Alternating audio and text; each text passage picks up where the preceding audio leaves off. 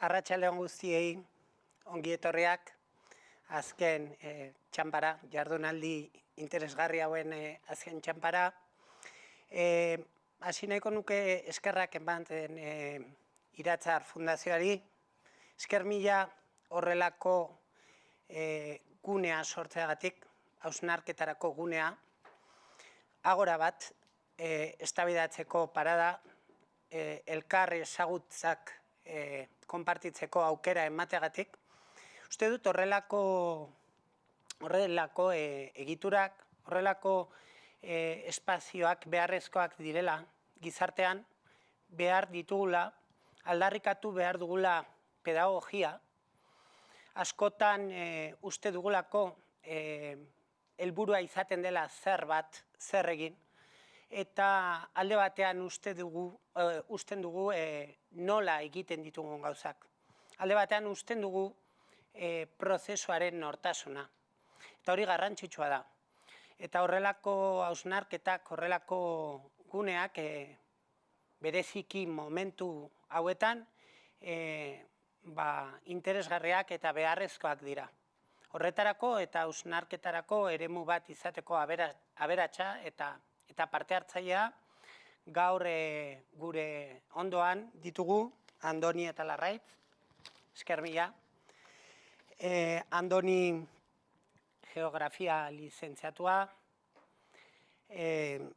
tokiko garapenerako teknikaria, aditua gizarte mugimenduetan, eta perfil garrantzitsua hemen nolabaiteko hausnarketarako gune bat sortzeko. Eta ondoan Larraitz Ugalde, zuzenbidean doktorea, kriminologian aditua, soziologi juridikoan, zein mediazio familiarreko diplomatua ere, enpresaritza eta zuzenbidean irakaslegoia, eta feminista bere aurkezpena baitere ezer gutxi gehiago esan dezakegu. Eta gure erronka izango da orain, instituzio eta herritar eta herri mugimenduaren arteko harremanen inguruan, hausnarketa bat plazaratzea hemen, hausnarketa pertsonala, kolektiboak, eta abian jartzea gure herriaren etorkizunean izango ditugun erronkak gizarte moduan eta gizartea eraldatzeko modu horietan. Andoni. Bai. Lehenik eta behin, eskerrik asko, plazer bat eta ore bat horrelako espazio batean, guria kontatu ahal izatea. Eta, hitzaldiaren helburua da, lurralde burujabetza egun ditugun erronken aurrean, eta etorkizunean ditugun erronken aurrean, etorkizunen aurrean, burujabetza, gaizka zenez. Hitzaldiaren helburua da, lurralde burujabetza egun ditugun erronkei aurre egin eta etorkizunerako aukera berriak irikitzeko kontzeptu giltzarri gisa aurkeztea. Horretarako, hitzaldiak 4 parte edukiko ditu. Lehenengoan, kontestu ekonomiko eta politikoa kokatuko dugu. Bigarrenean, lurralde burujabetza kontzeptu aurkeztu eta definituko dugu. Hirugarrenean, lurralde burujabetza lortzeko metodoa proposatuko dugu. Kasu honetan, udalgintza sozialista deritzoguna. Eta laugarren partean, etorkizunerako lurralde burujabetzak iriki dezazkiguken aukeren inguruan egingo dugu gogoeta. Sor genezaken boterearen geografia berria eren inguruan gogoeta egiteko. Kontestuari dagokionez,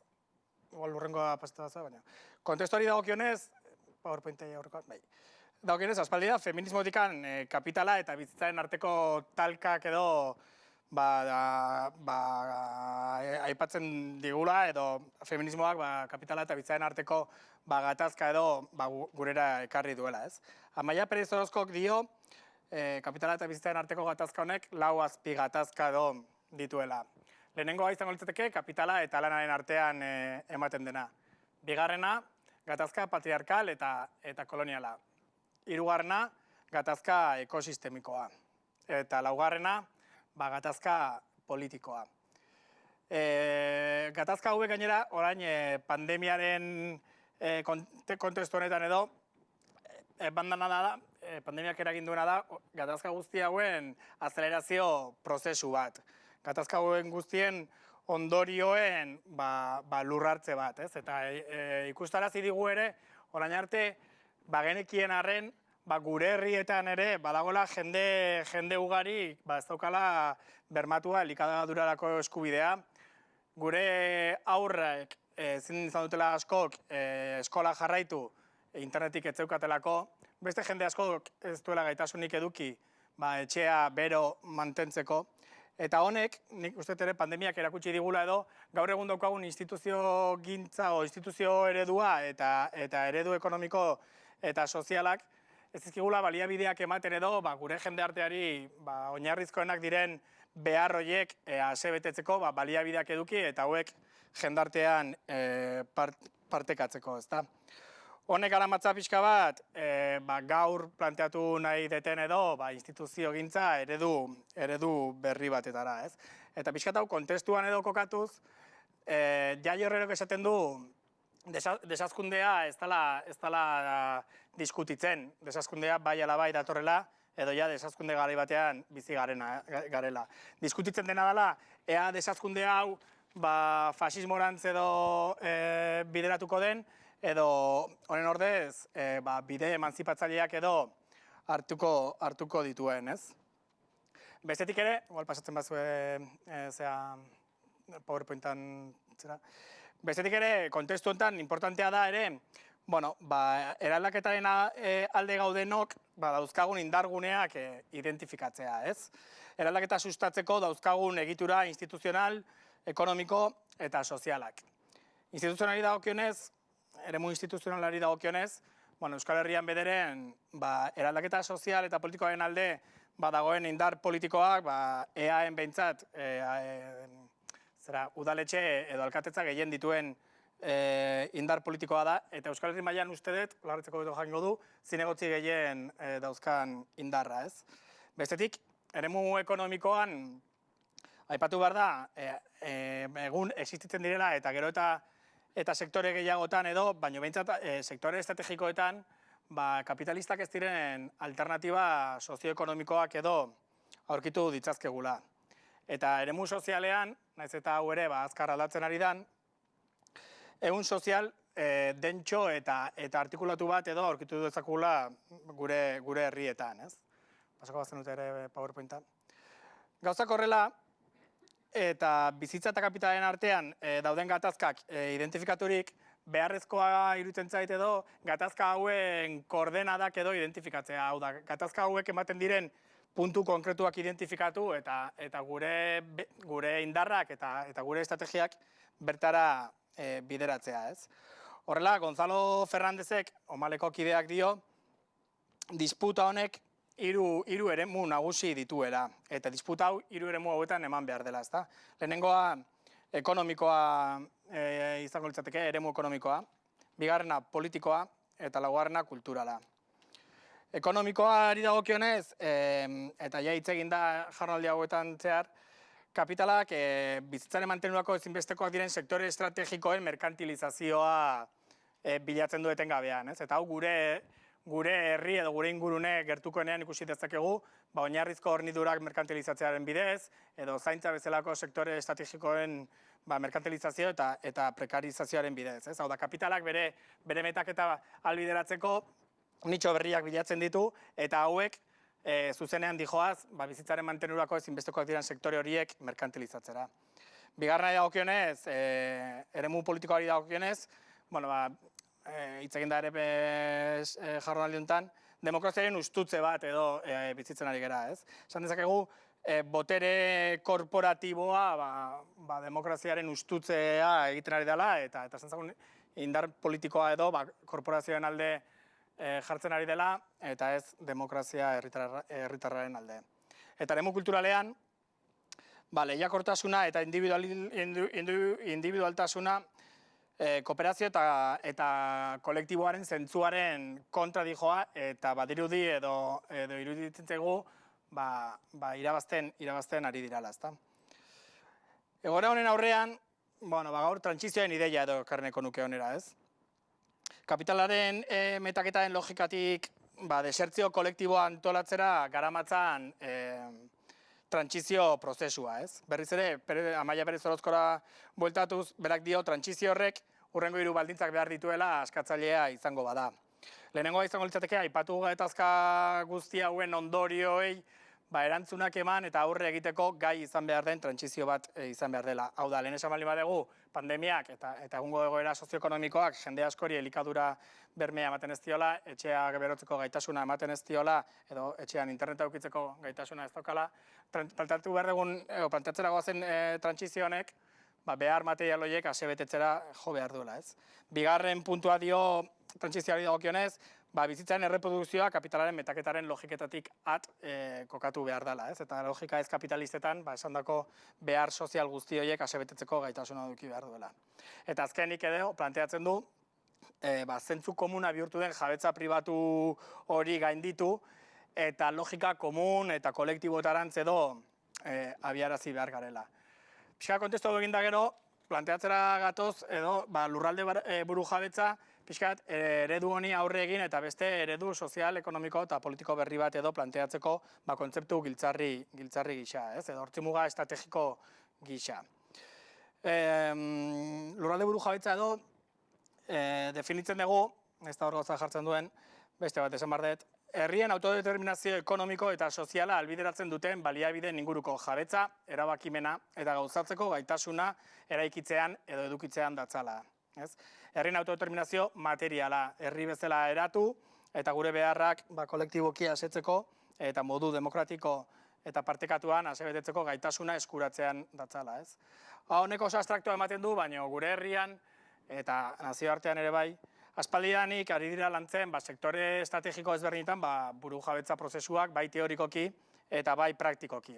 Horrela ezagunak dira elikadura buru jabetzan, energia buru jabetzan, lanaren buru jabetzan, batez ere herri honetan, finantzetan, telekomunikazioetan eta lurralde zehatz batean artikulatzea eta hauek modu estrategikoan planifikatzea izango litzateke. Hau da, lurralde bat hartu eta ikusi nola planifikatu ditzazkegun buru jabetza guzti hauek modu praktiko eta eskalagarrian. Zeren orain, lehen esanetan bezala, alternatiba hauek, hasi berritan daude kasu askotan, baina hauek eskalabilitaterako aukera handia eskaintzen digute, hauek modu planifikatu eta egituratuan lantzen balin badira.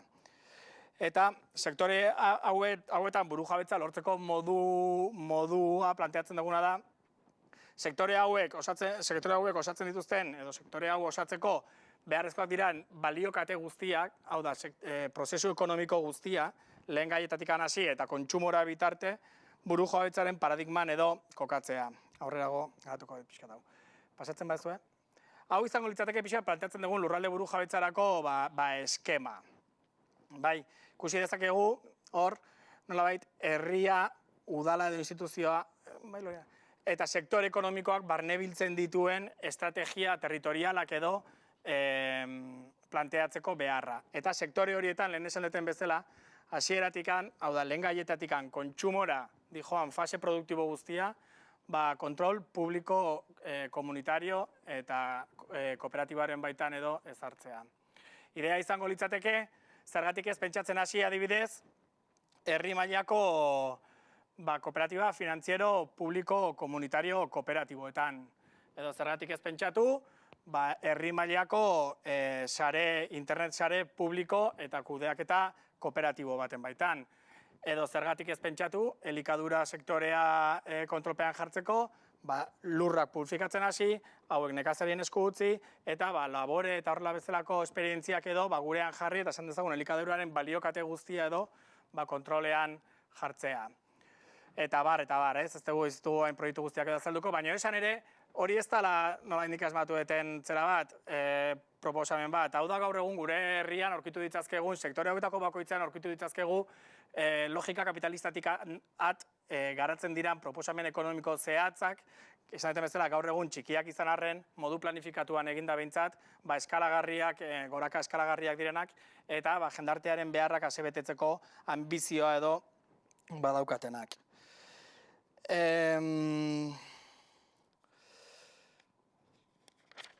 Horren azetan, urrengo hau lortzeko planteatzen dugun metodoan esan duten bezala, helburua lurralde burujabetza baldin bada planteatzen dugu lurralde burujabetza lortzeko metodoa udalgintza sozialista deitu genezakena izan daitekela, ezta?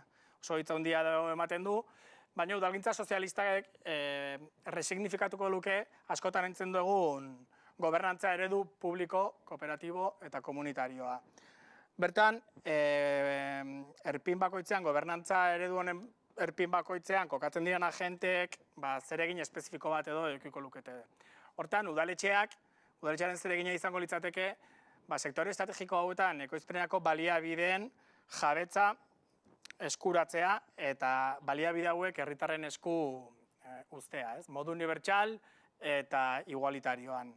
Komunitatearen zeregina izango litzateke sektore estrategiko hauen planifikazio estrategikoa egitea. Hau da, ekonomiaren planifikazio demokratikoa burutzea.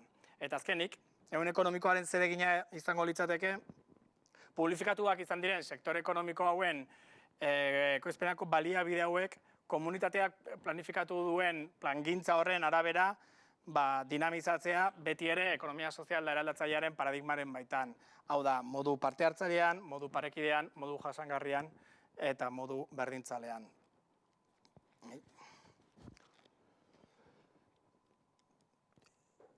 Hor ikusten da pixka bat, planteatzen dugun gobernantza ereduaren eskema izango litzatekena, ez? Berriz ere zeitan, herriaren edo herritarren zeregina izango litzateken esan duten bezala, ekonomiaren planifikazioa egitea, ehun ekonomikoaren zeregina izango litzateke planifikazio horren arabera sektore ekonomikoak dinamizatzea eta udaletxearenak baliabide ekonomikoak herriaren esku uztea, ez? Eta hau planteatuta, urrengo pixkat ikusten da honek, eraldaketa handia dakarrela udalgintzaren ereduan, ez? Gaur egun daukagun udalgintza eredutikan, beste udalgintza eredu berri bat edo planteatzen dela. Eta honek, nolabait, arkitektura politiko berri bat edo exigitzen duela. Zeinetan, elementu zentrala izango litzateken, ekonomiaren planifikazio hori egiteko beste botere gune berri bat edo sortzea. Zeina, herri kontseilua esan genezaken gaur Pelleok esan du, ezaguna direla gure herrian herri kontseilu ezberdinak, sektore zehatzetan edo ezagunak dira, herrietan badaude berdintasun kontseiluak, gazteri kontseiluak, zeinetan sektorearen, esan dezagun, planifikazioa edo egiten dutenak. Idea izango litzateke, kontseilu hau botere gune erreal bat bezala sortzea, eta bertan parte hartzen duten pertsonak sufragio unibertsal eta zuzenaren bidez aukeratzea. Eta bertan, sektore estrategiko horietan egingo litzatekeen planifikazio estrategikoak amankomunean jarri eta lurraldeko ekonomiaren planifikazioa egitea ahalik eta modu demokratikoenean.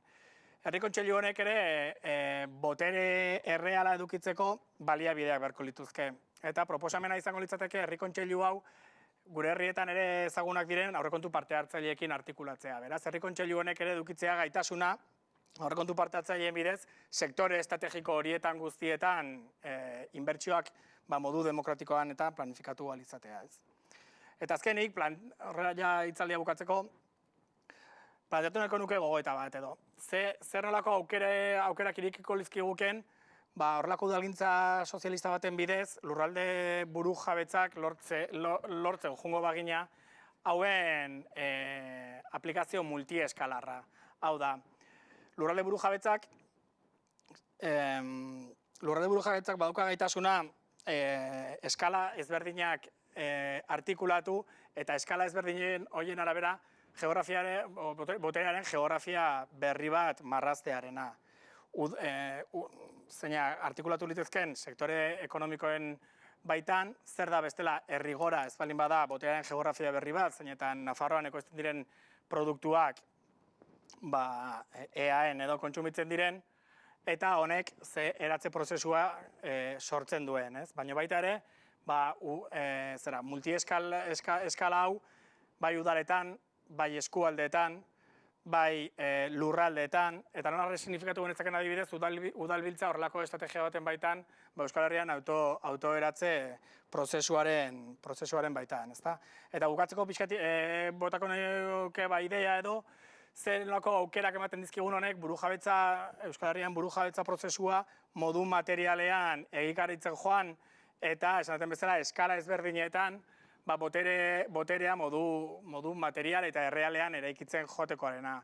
Eta klabe hauetan, esaten bezala, eskala ezberdinetan, Euskal Herria eratzen eta egituratzen joatekoarena. Eskerrik asko. Eskerrik asko, Andoni.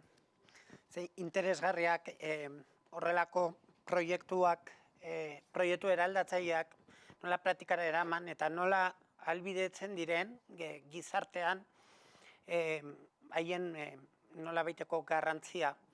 Nik hemen ikusten dut ere Andoniren hitzetan logika bat. Argi dago momentu honetan bizi garen gizarte honetan eredu desberdinak jartzen ari direla kontran bata bestearekin.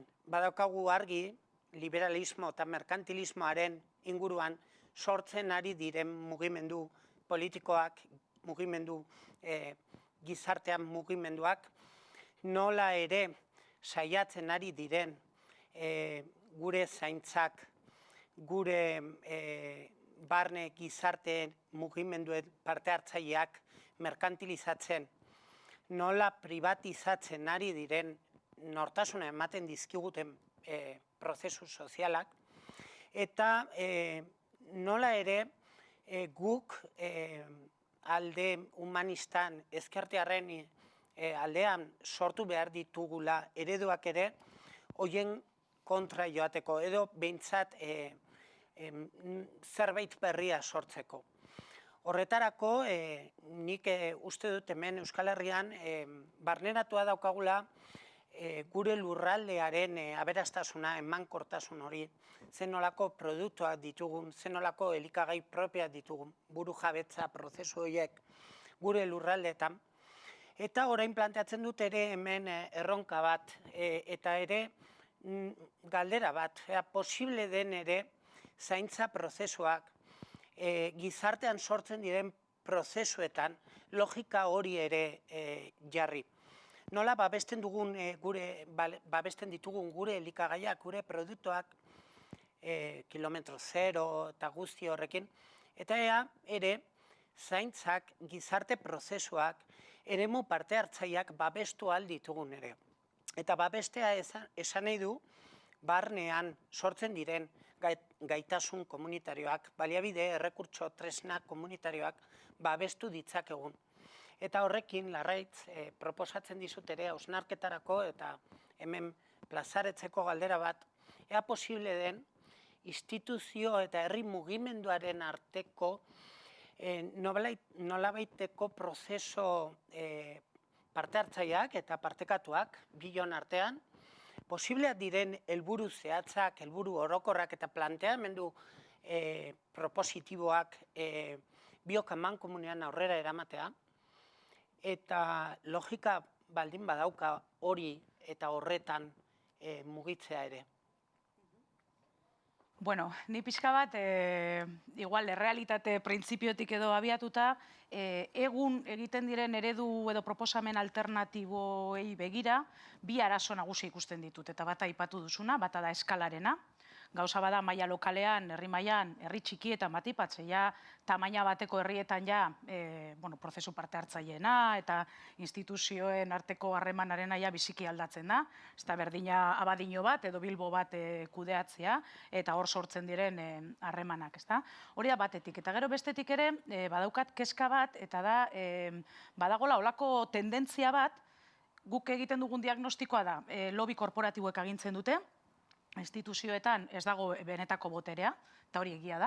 Eta orduan, goazen saiatzera kontrabotereak eraikitzera. Kontrabotere kooperatiboak izan daitezkenak, parte hartzaileak izan daitezkenak, baina finean ere pribatuak direnak. Orduan, esker ikuspegi puro batetik, eta nik defendatzen dut pixka bat hori, nik uste dudana da instituziogintza eta sektore publiko indartzu bat behar dugula. Estatu gehiago, instituziogintza gehiago, eta botere instituzional gehiago. Eta zentzu horretan, behar ditugu instituzioak, batetik, arau batzuk behar ditugulako, antolakuntza arau batzuk behar ditugulako. Gauza bada, herritar batzuk elkartzea eta erabakitzea plaka solar batzuk jartzea, eta beste gauza bada, herri honetan dagoen industria guztiarekin nola antolatzen dugun sistema energetiko bat, egokia dena, bideragarria dena, eta publikoa dena, ezta? Orduan, beharrezkoa daukagu herri honetan, energiaren inguruko eztabaida publiko bat, energia modu publiko batean kudeatzeko, adibidez, ezta? Bueno, orduan, askotan planteatzen ditugunean alternatiba horiek kilometro zero dela, edo laborantza, edo energia, edo lako ekimen txikiak, telekomunikazioen inguruan, eta bar, ondo daude, baina ondo daude tamaina txikian eta resolbitzen dituztelako arazo konkretu batzuk. Baina guk estadu bat egin behar baldin badugu, orain bapatian paper txuri baten gainean estadu bat egin beharko bagenu, nik defendatzen dut instituziogintza sendoago bat, eta sektore publiko sendoago bat, eta kontrol publiko sendoagoa daukan arkitektura politiko bat egotea. Bere arauekin, bere hartu emanak, gizarte antolakuntza bat ondo kudeatuko duena, eta eremu pribatuei ahalik eta esparru txikienak ematea. Ez eremu pribatuak, naiz eta agian irabazi asmorik ez izan, eta bar, beraien interes pribatuak izan ditzakete. Eta nik uste du, benetako demokrazia batean, defendatu behar duguna da, herritarren gehiengo zabalenak babesten dituzten politikak egitea. Eta zerbitzu emailetza bat. Niretzako instituzioak eta arkitektura instituzionalak eduki behar duen bokazioa da zerbitzu emailetzarena. Hau da, bertan bizigaren herritarroi zerbitzuak ematen dizkigun zerbait hori bezala. Babes bat ematen digun zerbait hori bezala. Orduan, orain oso modan dagoen zaintza komunitarioa, ez dakit zer, hirugarren sektorea, ondo daude estatuak faiatzen duenean. Ondo dago, baditulako beste balio batzuk, baina nik nahi dut, estatu fuerte bat, babes bat ematen didana, nire herritarrak zainduko dituena, osasungintza publiko fuerte batekin, zaintza publiko fuerte batekin, eta abar, eta abar. Eta nik uste dut hor ere, egungo arkitekturaren aurrean alternatibak planteatzeak ez digula ere despistatu behar zein izan beharko litzateken helburu hori, ezta? Eta nik uste dut hori egiten dugula asko ere konpleju batzutatik abiatzen garelako. Eta konplejua da instituzioak eskuinarenak dira, beste batzuenak dira, guretzat arrotzak dira, eta gainera olako pakete edo gorroto moduko bat diegu, ezta? Eta nik uste dut eskuinari ezin zaiola oparitu egun dauden instituzioen boterea. Hori bat. Bigarrenik, iruditzen zait, egin behar dugula, konstiente izan behar garela, instituzioek dituzten aukeretaz eta dituzten mugetaz. Efektibamente, instituzio batean agintzeak edo botere gune horietan egoteak, ez du esan nahi, benetako boterea daukasunik, korporazioek hainbat eta hainbat gauza egin baditzakete. Konstiente izan behar gara ere, egun daukagun Euskal Herrian, da ni Euskal Herriko eskalaz ari naiz, hori dalako interesatzen zaidan eskala, eta uste dudalako gaur hemengo jardunaldi hauek eskala honetara begira egon behar direla, eduki behar dugu kontutan ere, ditugun eskumen mugak. Garraio publiko antolatzeko, adibide oso simple bada. Baina eske garraio publikoaren herri honetako antolakuntza parte bat Estatu Espainola dauka, beste bat herriek daukate, beste bat Gipuzkoako aldundiak eta beste bat Jaurlaritzak. Holako gauza simple bat, garraioaren antolakuntza bera, lau instituzio ezberdinen artean antolatuta dago. Orduan, nik uste dut, guzti horren jakitun izan behar garela, ezagupen instituzional handiagoa behar dugula, eta kontzientzia hartze bat, zer dagoen hor, zer eskaini dezaken instituziogintzaren eremu horrek, eta ze importantea den eskerra ere instituzio horietan egotea, eskerrak ere aspiratzea boteregune horietan egotera, bi gauza egiteko, batetik eskerreko politikak egiteko, eta bestetik ere, inbeste reibindikatzen dugun, eta gure marka den beste modu batean gauza horiek egiteko.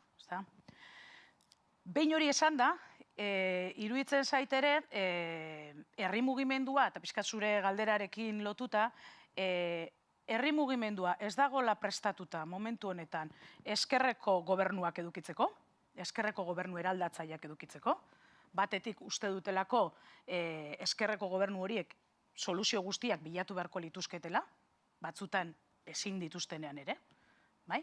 Ze, klaro, egungo arkitektura instituzionalak hainbat baldintza ditu, eta horietako bat da gehiengo aritmetikoak egotea, gehiengo instituzional batzuk egotea, eta sarri ez ditugu izaten. Herri txikietan, askotan gertatzen dira gehiengo absolutuak edukitzea, eta norberak politika egin alizatea bere modutara.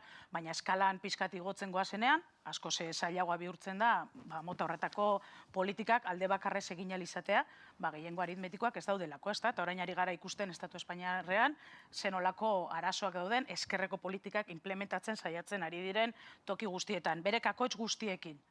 Baina zuek fijatzen baldin bazarete eskerreko gobernuak dauden toki guztietan arazo berdinekin aurkitzen gara.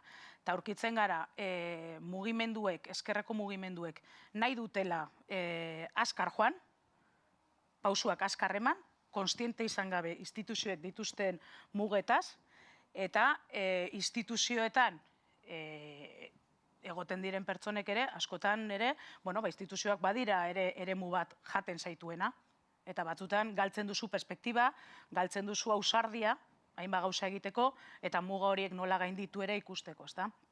Orduan, niretzako gakoa da nola egiten dan olako entente moduko bat, gauzak eraldatu nahi dituzten sektore sozial guzti horiek, eta instituzioetan gauzak aldatzera joan diren talde horien artean, ezta? Nola egin daiteken sinbiosi egoki bat, benetan instituzioetan aldaketak eman alizateko, eta eman alizateko modu eta norabide egokian. Baina horrek eskatzen du, askotan ere, eskerreko mugimenduetan egon garen non ere, aldaketak hainbat kontuetan, eta hainbat eztabaida sakon ematea herri honetan. Eta nik uste dute herri honetan eman behar ditugula, badibe sektore publikoaren inguruan daukagun kontzeptuaz, parte hartzea eta demokrazia noraino izan behar den parte hartzailea eta noraino ezaren inguruan, ze adibide bat aipatu da aurrekontu parte hartzaileena. Ideia oso ona da. Baina ideia hori ondo garatzeko eta benetan efikaza eta demokratikoa izateko herri honetan askoz kultura gehiago behar da. Kultura demokratiko gehiago aurrekontuak zer direnaren inguruan. Zenik euki ditudan esperientzia askotan dira elkarteak, zeinak beraientzako diru bat behar duten eta parte hartzea askotan dago oso lotuta elkarteekin, eta ez herritarrek uste dutela aurrekontu horietan parte hartu beharko luketela guztion onurarako, eta kultura politiko oso bat falta da, ezta? Horra, nik uste dut pausu desente eman behar ditugula. Demokraziaren sakontze horretan, kultura politiko berri bat sortze horretan, eskerreko mugimendu horiek ere zer gauza egin daitezkeen da zerrez, eta orain arte esan diren hainbat gauza eta nola berplanteatu daitezkeen ere aurrera begira. Osea, pixkat errealitate baino bat ere eginda, gauza bada ni ditudan planteamenduak, eta beste gauza bada zer egin dezakedan ere honetan. Eta gero ere, nola egin daitekeen jendartearen zentzu komun hori, aipatzen zen zentzu komun hori aldatzeko, eta eskerreko gobernuek egiten dituzten gauzak zentzu komun horren barruan kokatzeko.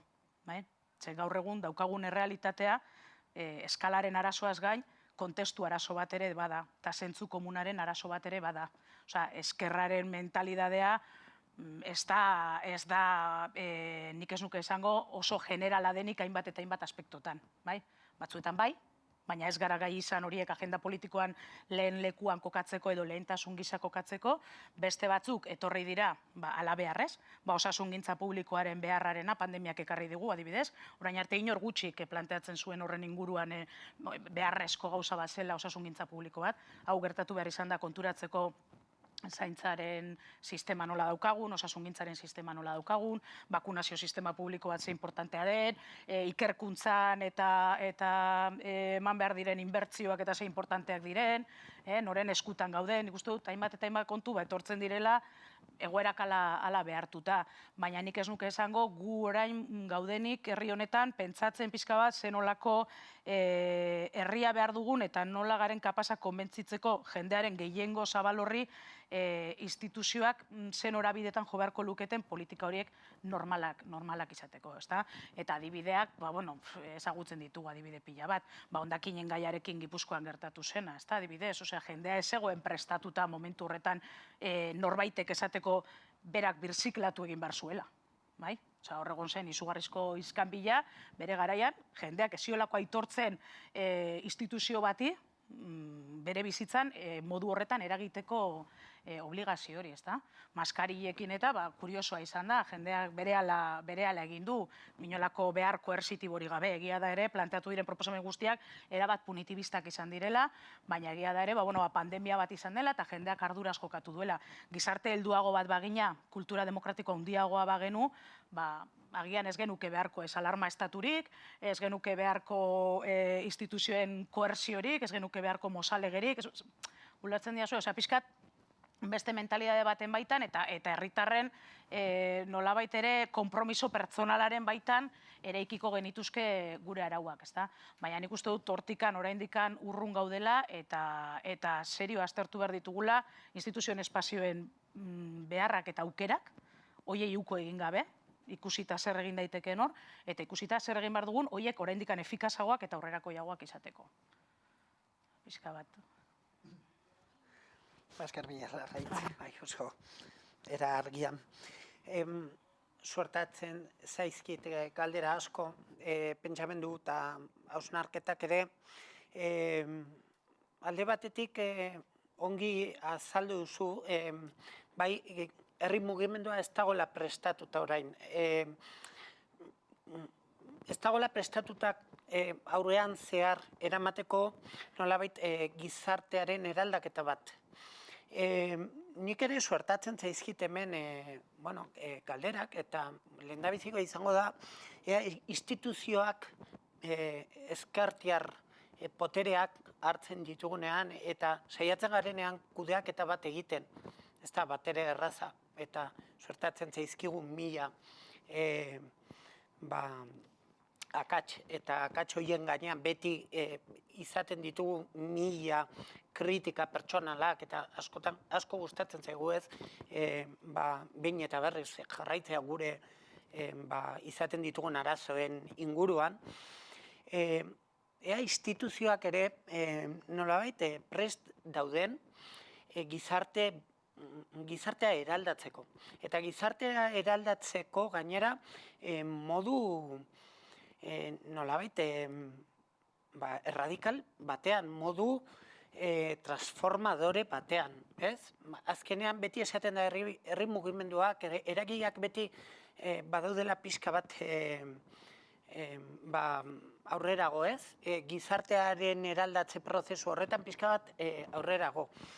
Eta kontutan hartzen dut, adibidez, pandemia garaian, konfinamendu garaian, Iruñean, non argi ikusten ziren gune publiko, zerbitzu publiko instituzioaren gabeziak, eta nola gabezi horien aurrean mugimendu herrikoiak, antolamenduaren eta kolektibismoaren nolabait bidez, gabezi horiei aurre egin zieten. Eta instituzioak momentu horretan ez zituen onartu gabeziak. Eta ez zuen onartu ere herri mugimenduak izan zuen garrantzia nolabait ongizate hori komunitatean bermatzeko. Eta zein garrantzitsua izan ziren auzokideek eta bizilagunek egindako lanak haien ongizatea, haien auzokideen ongizatea bermatzeko. Eta horretan beti badaukat hori instituzioak prest daude nolabait bideratzeko prozesu eraltzaile bat modu argi batean.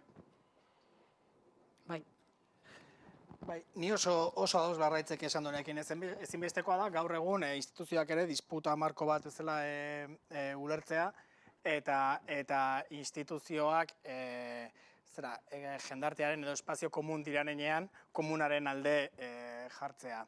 Nire oso kritikoa naiz instituzioak alde batera utzi eta horrelako autoeraketa minimalistak edo mikroak edo planteatzen dituztenekin edo dituztenean, edo direnean. Baina baita iruditzen zait, instituzioak egun dauden bezala, eta askotan ezkertikan ere planteatzen diren bezala, hau da, papa estado baten gisa, badaukatela ere, joera desmobilizatzaile bat. Eta guk ez dugu ezer egin behar eta instituzioak eman behar dit niri behar duten guztia. Ni zeharo ados nago instituzioek bermatu behar dutela pertsona guztien bizi baldintza duinak edukitzeko materialitate konkretua. Baina iruditzen zait ere, paso bat adatago ere juteko beharra daukagula. Zeren plantatzen zuen Larraitzek. Ze eredu energetiko gaur egun daukagun industria ereduarentzako.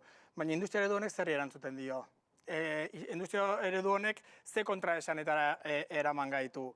Ze, oen pandemiakin pasada, baina ze larrialdi klimatikoan gaude Urkulluk eta guzti planteatu zuela eta parlamentuan lege bat atera zuela.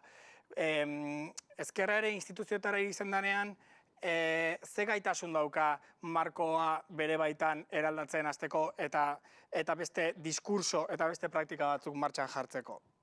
Eta adibidez,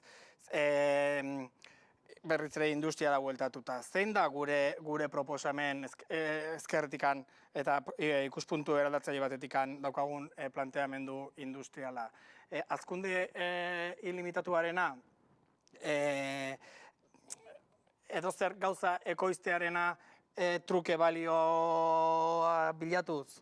Orduan, nik uste ere, planteatu behar direla beste espazio eta beste logika batzuk zeinetan hartuko duten benetan pixkat kontestuaren errealitatea propio egingo duten eta egun dauzkagun kontraesan estruktural horiek aintzat hartuko dituzten. Zen egia da eta hor uste daukagula zailtasun handiena. Claro, jendeak ez zuen atezatekoa jarri nahi, baina eski igual gauza batzuk ez dira zera bozketara eraman behar, eta ez dira eremu demokratikoan zeratu behar, ez? Jendeak bere lanpostua mantendu nahi du, baina eski Volkswagenek Iruñan jarritu behar du, Volkswagenek kotxeak egite jarritu behar du, kotxean oinarritzen da jendarte eredu bat behar dugu. Beraz, ni oso ados egon da Larraitzek esan duenarekin eta instituzioak disputa esparru nagusi bat bezala hartuz, uste ez dela nahikoa instituzioetara iritsi eta instituzioen bidez jendearen beharrak asebetetzea mugatzea ezkerreko diskursoa eta praktika. Horregatik uste dut, eta egia da ere, dauzkagun baldintza objektiboak direnak direla, eta egia da ere, auzoetan ez daudela asanbladak eta ez dagoela gure herritan ez daudela sovietak, beraz ez dagoela sujeto bat zeinak interpelatu eta zeinak botere transferentzia bat egin, baino edo prozesua abiarazten dugu, edo sozialdemokraziari pasazaiona pasako zaigu, ez? Hau da, hortzimuga berea planteatzen balin badegu, eskuinak edo liberalismoak planteatzen duena bezala, kopia ez du inorrek erosten, ez? Eta azkenean, gainera ere, el marco de lo posible edo desagertu egiten da, eta azkenean bihurtzen zera gestore huts bat, ez? Eta hor uste, dauzkagula, egiturazko erronka batzuei aurre egiteko beharra, ezta? Orduan, enplegua defendatzen dugu? Bai, baina ze enplegu. Sozialki beharrezkoak direnak, ala kapitalaren eta logikaren baitan beharrezkoak diren horiek. Instituzioa izten geranean, gure enpresen lehiakortasuna bilatuko dugu, hau da, saiatuko gera gure lurraldean ekoizpen fase horretan gain balio gehien sortzen dituzten lanpostu edo prozesu produktibo horiek gurera ekarri eta Zara Marrokosera zera deslokalizatzea, hori da planteatzen dugun eredua.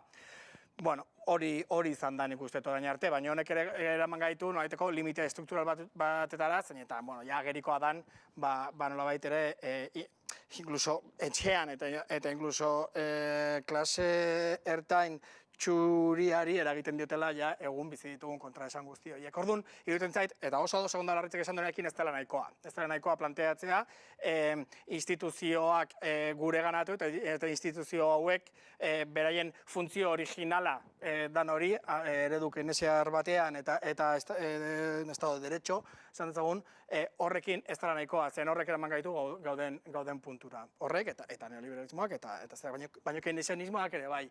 Eta beste paso bat botako dut. Gaur dauzkagun limitante estrukturalekin, hau da, gaur egun daukagu, edo kapitalak dauka berezko definizioz gutxienez urtean 103an azteko behar estrukturala bestela krisian kokatzen da, beraz, hazkunde limitatuak plantatzen dugu, oinarri biofisiko bat, zeina ez da azten, eta gehiago, zeina gero eta urriagoa dan.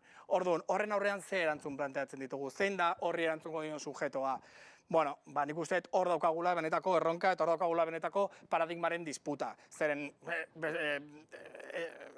arerioaren, beste bat esan baina arerioaren joko zelaian jokatzen balin badugu beti kanpoan jolasten dugu, eta hor bai, hor izan gatezke pues el rostro humano del capitalismo, baina bueno, horrek ere bere muga dauzka, eta gainera muga horiek jak bizi ditugu, eta Mediterraneoa ikusi zuenez ja bidasoa ibeira iritsi da. Orduan, horren aurrean zer? Nik da pixka paltatzen den kaldera. Osea, esaten duzu guztia suskribatzen dut, Osea, gauza da, bitarte horretan, osea, ni jartzen naiz nire herrian.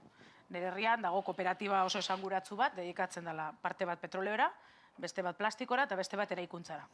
Eta nire herriko jendearen gehienak hortan lan egiten du, kooperatiba handi hirutan, talde kooperatibo berean. Claro, bitarte horretan, osea, guzti horri ere erantzun egin behar zaio. Ulertzen? Baina prozesua sakontzen? Prozesuan sakondu egin beharko da, eta planteatu egin beharko da, baina gaur ez dut uste testu inguru bat dagoenik nire herrian hori planteatzeko, hola orain esan duzun guzti hori planteatzeko, agian teorian jendea ados egon daitekela, baina eskatzen du prozesu oso bat, aldaketa bat, gizartea ez dagoelako prestatuta, ez daukagulako momentu honetan alternatiba bat horri erantzuteko. Osea, hor badaude proposamen ezberdinak, oinarrizko errentarena, eta abar, eztabaida pila bat daudenak hor, korronte ezberdinak daudenak, adostasunak ere hola, eta gero horrek eskatzen dituen aldaketa struktural osoak ere egiteke. Osea, pentsioen sistemari nola utziko diogun, edo errenta bati nola utziko genioken sistema fiskal impositibo askoz potenteago batekin, eta bar. Horrek eskatzen du eztabaida oso bat. Baliabideena, gastuena, enpleguaren banaketarena, industria ereduarena, eta bar, ezta? Eta, baina zuk gaur egun kontestu honetan abiatzen zara. Industri kontestu honetan, ekonomia kontestu honetan, eta jendartearen mentalidade kontestu honetan. Eta horri ere erantzun bat hemen behar zaio. Dan el rostro más humano del capitalismo, efectivamente, baina horri ere erantzun egin behar zaio. Ze bestela, egon gaitezke eztabaidatzen eta oso planteamendu politak egiten, baina errealitateari erantzun gabe. Ze hori lortu bitartean jendea jaio, bizi eta hil egingo da. Horrek eskatzen dituen urte guztiak kontutan eukita, igual generazioak behar dira. Bai? Nola egiten da hori? Argi dago, ezin dela askunde sistema honekin jarraitu, ezin direla etorkizunera begira, hor nonbait geratu egin behar da, langa bat jarri behar da, eta ezin da jarraitu gauza berriak norabide horretan egiten, baina dagoena ere nolabait eutzi egin behar duzu, ez baldin baduzu atzean geratu nahi, momentu honetan. Tristea da, baina hola da. Osea, zuk gaur egun daukasun ekonomiarekin herri honetan eta daukasun gizarte antolaketarekin eta daukasun jendearen mentalidadearekin bizimaiari lotuta eta bar, gaur egun honi ere erantzun behar zaio. Eta hau eustea bera, ja arrakasta bada esan nahi dut. Eta jendeak eskerrari ere eskatzen diona, jendearen gehiengoak da, honi eustea. Naiz eta jakin, eta gero egin barko duzu pedagogia, esaten, honi eusteak ez du esan nahi 100 urtetan eutzial izango duzunik, Ze honek badauka bukaera bat, baina gaur egun jendeak ez du hori ulertzen eta ez du hola persibitzen.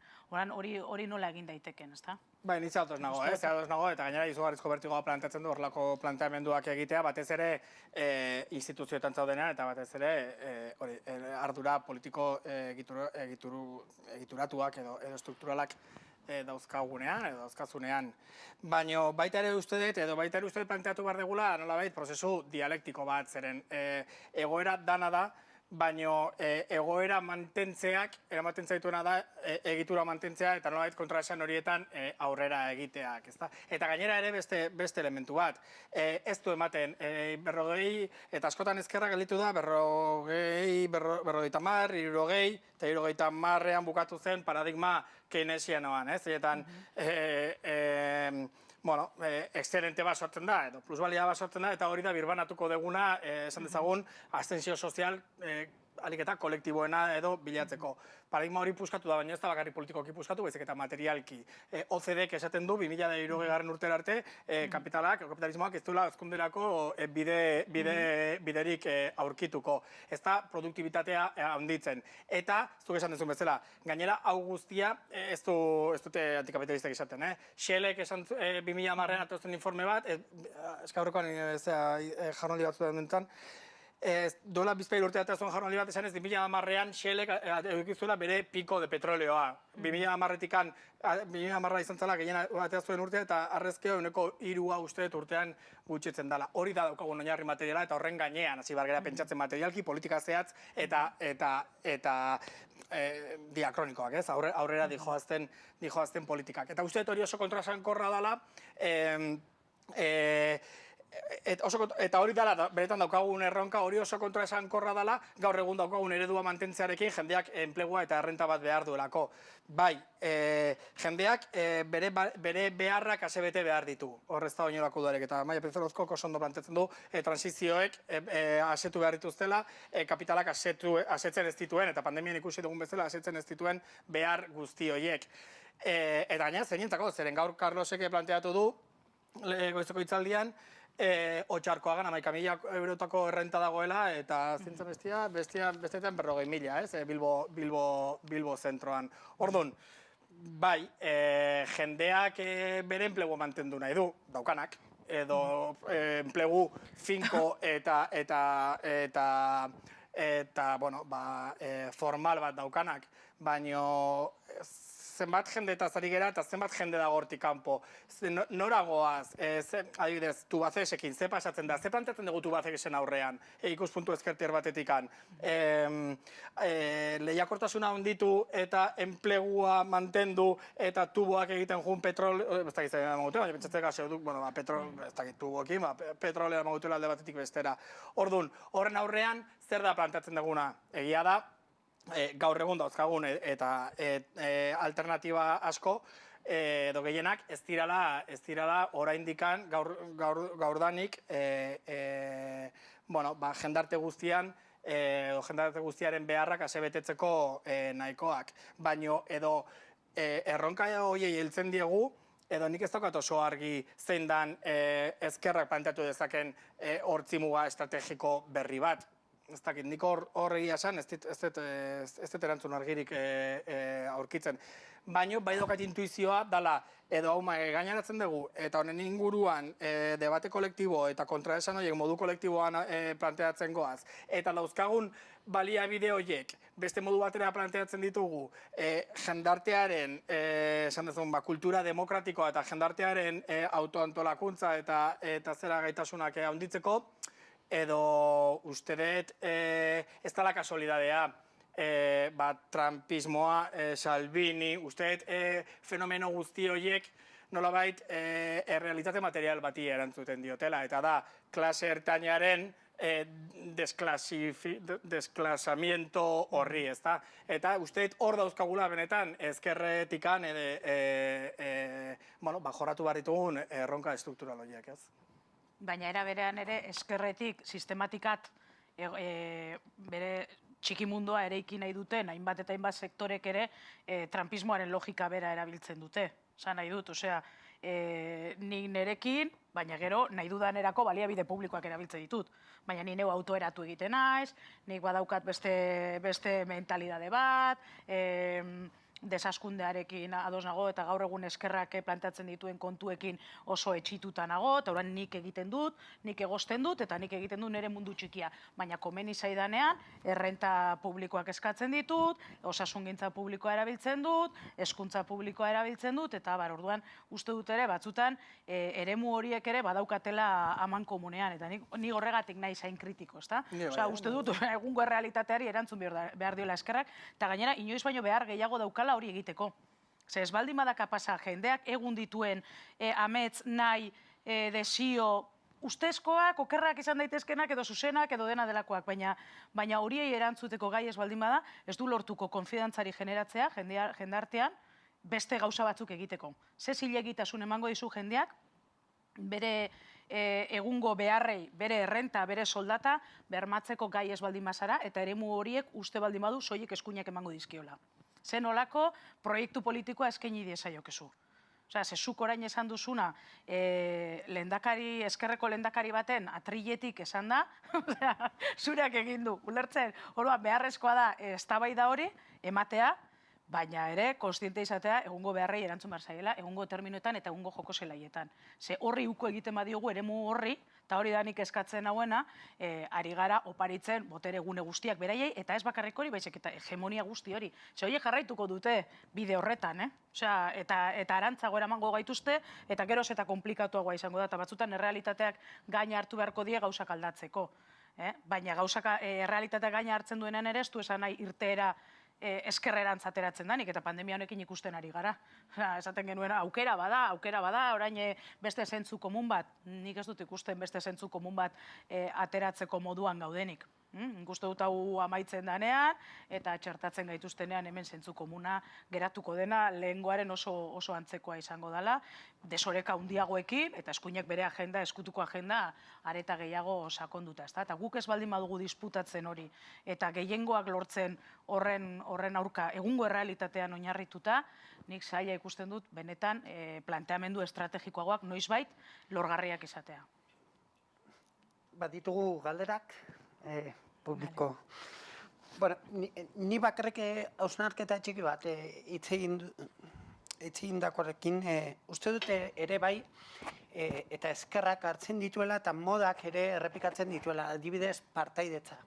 Denak egiten dugu partaidetza, denak abian jartzen ditugu prozesu parte hartzaileak.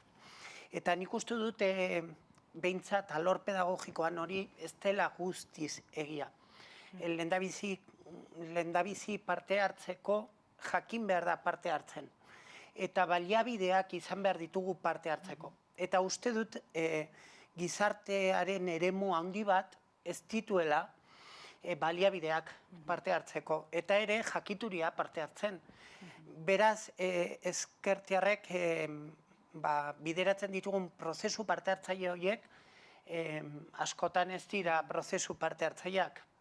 Askotan, justo ezkerraldean dauden pertsona asko uzten ditugu alde batean. Horregatik hori bada hausnarketa bat ateratzen behintzat. Hemen daude bi galdera, bat Andonirentzat, bestea Larraitzentzako. Zer eskatzen diozu instituzio eraldatzaile bati, eta zer uste duzu eman behar diola herri mugimendu edo ekimenek instituzioari. Horrekin, argi dago, jakin behar dugula prozesu parte hartzaile batean eta partekatzen diren prozesuetan bai herri mugimenduaren rolak, herri mugimenduaren egin beharrekoak eta instituzioak egin behar dituenak, hori garrantzitsua da ere. Eta ez daukat argi herri mugimenduak jakiten duen askotan zein den instituzio baten papera. Eta ez jakintasun horrek ekartzen ditu, Larraitz lehen oso ongi azalduzun bezala, logika desberdinak, ez? Bata bestearekin logika desberdinak. Hori zen galdera Andoni? Eskatu, nik ez dakit nahi zinorri zer eskatzeko, baina nik uste dut instituzioari eskatu baino instituzioa egin behar dena da eraldatu. Bi zentzutan, bat, Larraitzek esan duena, eta esan duenetikan tiraka eta pixkat bere argudioa jarraituz. Batetikan, exigitu behar zaiona da eskubide sozialen unibertsalizazioa bermatzea mundu guztiarentzako edozein baldintzetan dagoela. Eta bi, jendarte eredu berri bat autoeratzeko modu publiko komunitarioan baliabideak sozializatzea. Hau da, agente ekonomiko bat bihurtzea, baina ez orain arte ezagutzen dugun agente ekonomikoa zeinak partenariado publiko-pribatuen bidez egiten duenan da negozio pribatuarentzako baldintza, egiturazko baldintzak jarri. Ez, niretzako bihurtu behar dena da agente ekonomiko bat, zeinetan baliabide ekonomikoak publifikatzearen bidez, gramatika eta metrika ekonomiko berriak jarriko dituen lurraldeetan, ezta?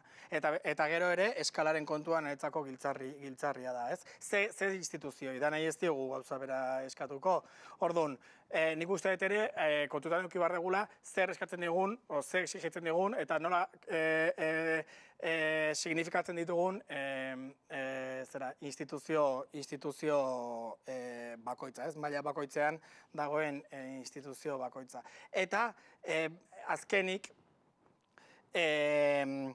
eskatuko nioke ere, edo uste dut ezinbestekoa dela, eta pixka zentzen nuen horri jarraituz, gardentasuna, hau da, posiblea denaren markoaren esplizitatzea. Zeren zer egin dezake instituzioak eta zer eskatu diezaiokegu instituzioari ezkerreko ikuspuntu batetikan. Eta horrek garamatza beste logika batetara, nahiko alda instituzioa okupatzearekin eraldaketa soziala sustatzeko, ez? Eta azkenik, eta bizkate hor larraitziei erantzunez, uste dut ere instituzioari eskatu behar zaionengo gauza dela egungo egoera eraldatzeko prozesu dialektikoak edo martxan jartzea. Eta ez konformatzea dagoenari, eta pixkazuri kontra eginez, dagoena eustearekin. Ze dagoena desastre bat da, dagoena apokalipsi bat da. Eta apokalipsian boterea mantentzeko, egitura bera mantentzea, uste dela kontraesan estruktural bat eta ezkerra hor dagoela harrapatuta gutxienez duela berrogei urtetatik, there is no alternative. There is no alternative horri alternatiba bilatu bartzezkio, eta alternatibak bai ala bai dira, gaur egungo jendarte ereduaren arau eta harreman sozial estrukturalak eraldatzeko baliabideak eskainiz eta prozesuak abiaratuz. Argi gelditu da. Larraitzentzako bigarrena. Zentzu horretan, alternatiben zentzuan, alderantzi zer eskatzen die herri ekimenei, zer eskatuko zen herri ekimenei, eta zer emateko prest egon behar du instituzio batek. Bueno, nik uste dut, hasteko herri mugimenduak ulertu behar duela ezkerreko instituzio bat doanean, eman behar zaio konfiantza pixka bat, bai? Eta kritikatzea librea da, kritika maila guztiak onargarriak dira, baina uste dut herri mugimenduak ere harresi lan hori egin behar duela, babestu behar dituela ezkerreko gobernuak. Eta horrek eskatzen du hasteko ulertzea zeintzuk diren instituzioen logikak, zeintzuk diren instituzioen mugak, eta ikustea zer egin daiteken da zer ez, eta presionatzea, baina ez presionatzea instituzioa. Zure borrokakideak izan direnak eta herri mugimenduetatik datozen hoiek eta instituzioan egon diren hoiek. Baizik eta nola egin bakoitzak beretik lan bat. Eta berriro jarriko dut, hondakinen adibidez niretzako oso paradigmatikoa izan zen. Oñatin, atesatekoa jarri zen, eta zen egon inolako arazorik. Bazegoelako mugimendu sozial bat, indartsua, hori babesten zuena, hori aldarrikatzen zuena, presio hori egin zuena, egon zen beste presiorik ere, egon zen beste talde bat, horren aurkakoa izan zena, eta abar, baina herri mugimendua aldekoa zena gailendu egin zen, eta kalean borroka hori irabazi egin zen. Eta instituzioak egin zuen bere lana, bere etxeko lana egin zuen, ez zuen ez konsultarik planteatu ez ezer, esan zuen gure programandua, guk hau egingo dugu, eta estupendamente. Egin behar delako, eta gobernuak ere, ezkerreko gobernuak ere, eta instituzioek ere, asumitu behar dute, instituzio batean daudenean gobernatzeko daudela ere. Eta ezkerreko gobernua gaudenean, ez garela gobernu ilegitimo batzuk, dena galdetu behar dugunak, eta ez gaudenak ahaldunduta gauzak agintzeko. Osa, boterearen kontzeptu hori ere, ezkerrekok oso modu akonplejatuan bizi dugu. Eskuinekoak ez bezala. Eskuinekoei berdin zaie, oposizioa gehiago, gutxiago, badaukate olako soltura bat. Nik ezkerreko gobernuak askotan ikusten ditut oso urduri, oso keskatuta, oposizio bat dagoenean, eta bar, ezta? Gipuzkoan, Bildu egon zenean aldundian eta udal askotan, ni gogoan daukadana da, herri mugimendu guztiak etxera joan zirela, jendea ez egoen kalean, zeuden sindikatu pare bat, egunero egurra ematen, imposibleak, aritmetikoki eta politikoki imposibleak ziren gauzak eskatzen, eta agenda bat markatzen horrekin lobby mediatiko batzuekin, ezkerreko jendea etxean zegoen, eta bapatean zeuden, PSOE eta PNV inguruko emakume pila bat, 60 urtekoak, lehenengo aldiz hasi zirela bizitzan mobilizatzen. Manifak antolatzen, eta bar, kubo batzuen inguruan. Niretzako hori da paradigma bat gertatzen denanera ezkerreko mugimenduen eta instituzioen artean, ezta? Hau da, batzuk uste dutela, instituzioek egin behar dutena, eta bakarrik utzita ere funtzionatuko duela.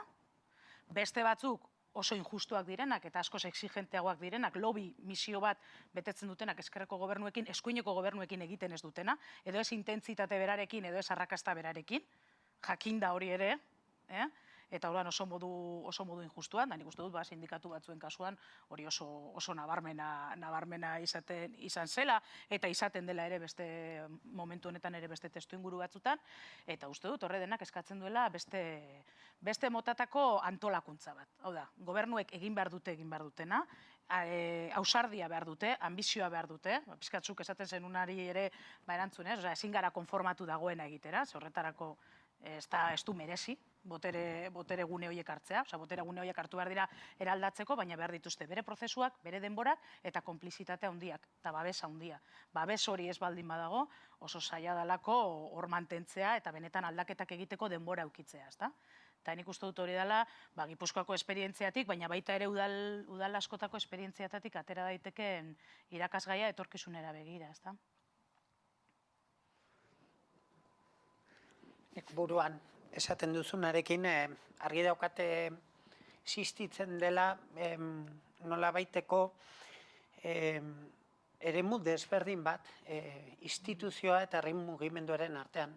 Eta distantzia hori, desberdintasun hori, logika desberdinen artean nabaria da. Ez dira aurkitzen askotan logika partekatzaile beran. Ez dituzte bat egiten logika horiek.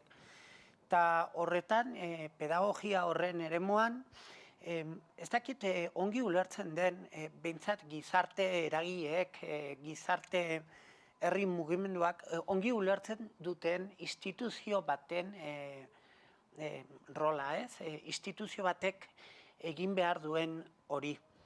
Eta askotan, herri mugimenduetan sortzen diren eztabaidetan hitz egiten da, baina eske instituzio batek ezin da izan garantia. Garantia herria da. Eta herriaren antolaketa horretan instituzioa parte hartzailea da. Eta parte hartze prozesu horretan bai izango da garantia. Baina instituzio moduan ez. Instituzio izan behar du logika amankomun bat, eta gizarteak dituen helburu horietan parte bat izan behar da, baina parte bat, ez garantia. Eta hori sortatzen dira eztabaidetan, ez? Nik askotan ikusten dut, eta ustez, instituzioa tresna bat dela. Instituzioa erraztasunak ematen duen tresna bat, baliabideak ematen dituen tresna bat. Eta baliabide horiek nolabait gizartearen ongizate horren bilbidean jarraitzen duen, babesten duen tresna bat. Eta askotan ez daukat argi instituzioak berak ulertzen duen bere burua tresna moduan, edo bere buruak igual garantia bakarra moduan ulertzen duen. Askotan ikusten dut hor, instituzioan bertan izaten direla, eta gehien bat eskuina oso argi dauka, ezkerrak lortzen duenean instituzioaren boterea, beti suertatzen dela eztabaida hori, ez? Instituzioa garantia da, instituzioa da tresna bat herriak izaten dituen ongizate prozesu horiek ahalbidetzeko, horren inguruan zer uste duzu? Bion atzkoen komentatzen zuen instituzioak edo estatua harreman sozial bat dela, ez? Harreman sozialen kristalizazio bat. Ni, ezagutzen nuen da, nik konpartitzen dut irakurketa hori. Eta orduan, nik bai uste dut ezinbestean, eta pixka larretzen planteatzen zuen, egoera estatiko horren aurrean, daukaguna dela, jendeari plantatzen dizkiozun, igual hemen plantatu ditudanak, eta lehendakari bezala, pikuta zoaz. Baina nik uste dut ezinbestean planteatu behar direla antagonismo prozesuak, prozesu dialektikoak edo aurrera eramateko. Eta hor uste dut, herri mugimenduek jakinda, batetikan instituziorik gabe, gaur Pello Otxandinek esaten zuen bezala, ez dela aldaketa posiblerik, eta instituzioak eragile sozialik gabe edo herri mugimendurik gabe ere ez duela aurrera egingo. Nik uste dut hor bari behar dela harreman estruktural bat, baina nik uste dut harreman honen izatea, harreman gatazkatsu bat izatea dela. Zeren bestela, ez dago, talen hitz egiten genuen, prozesu pedagogikorik, ez dago aurrera egiterik, ez dago kontraesanik. Orduan, nire bildurra ematen dit askotan, ezkerra boterera iristen denean, eta herri mugimenduak etxera dijoa zenean. Nik uste dut, ezkerra administrazioa iristen denean, instituzioa iristen denean, herri eragileek ofentsiba bat egin behar dutela, eta aurrerago egin beraien aldarrikapenetan. Eta ez hainbeste, eta ere, protesta moduan, baizik eta gauzatze prozesuan. Eta hor esaten denik, edo esaten ez lehen erantzuten, zein dan instituzioaren zeregina eraldaketarako prozesu batean. Eta netzako eraldaketarako prozesuak auspotzeko instituzioen zeregina da baliabideak sozializatzea. Eta baliabideak eskaintzea prozesu horiek aurrera jarraitu dezaten. Eta herri eragilenak dira baliabide horiek hartu eta gehiago hartzea. Hau da, etxe bizitza politika de facto egitea. Hau da, irikiko zituzuen etxe horiek guk irikiko ditugu. Eta horren etorri zaite desalojatzea. Herri eragileetatik. Eta administrazio publikotik lortzen diran konkista guzti horiek solidifikatzea eta metatzea. Nik uste hori dela dialektika. Dialektika beti jendartea aurrera eramango duena, aurrera edo kasu askotan atzera, zeren uste gehiago inbar dela atzera aurrera baino kasu gehienetan. Baina nik uste horrela izan bar dela harreman dialektiko bat, zeinetan pausoak azkartu egiten diren eta ematen diren pauso horiek kristalizatu edo solidifikatu egiten diren. Era bat ados, eta nik uste dut hori, baina, claro, gerra hori irabazi behar da kalean, ere. Osea, ez da eskatzea instituzioari hau egin behar da. Osea, herri mugimenduak irabazi behar du bataila hori kalean, bataila hori indartzu egon behar da, agendan egon behar da, eta gero instituzioak hori solidifikatu egin behar du. Hori da. Baina horretarako ere beharrezkoa da jendartean hori gai hori egotea agendan eta gai hori termino horietan egotea. Borroka hori sozialki ez baldin bada irabazten, eta askotan gertatzen dena da dialektika hori bihurtzen dela instituzioari eskatzea. Eta bestela egurra. Baina eske igual zuek 30 zarete eta ez 210 izan beharko zinaten bezala, ulertzen. Orduan, claro, nola egite dituzu politika horiek ez baldin badago kalean eskakizun hori eta jendartean gehiengoak modu normal batean ikusten baldin baditu. Eta hori da nik uste dut ere herri mugimenduan, herri mugimendua hitz egiten dugu gauza homogeneo bat balitz bezala, eta ez da bat ere homogeneoa. Osea, nik uste dut herri mugimendu batek oso ondo egiten duela bere lan, eta oso barneratuta daukala nire ustez bere misioa, eta non jartzen dituen indarrak, eta nola jarduten duen instituzioekin, da eskerreko mugimenduekin, eta kontrara uste dut beste batzuk ez. Osea, ere ari garelako oso modu orokorrean hitz egiten, eta baina nik bai uste dut hori dela, ezta? Osea, bataila kalean irabazi, eta gero instituzioak atzetik gauza horiek egonkortzen joan.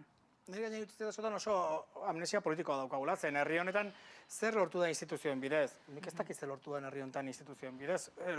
Instituzioa beti atzetik etorri dira eta lortu da hori kristalizatu edo materializatu egin dute. Zer da ikastolen mugimendua? Nola hasi ziren ikastolen mugimenduak? Eta horrekin pixkat ere lehen esan ezunari erantzunez.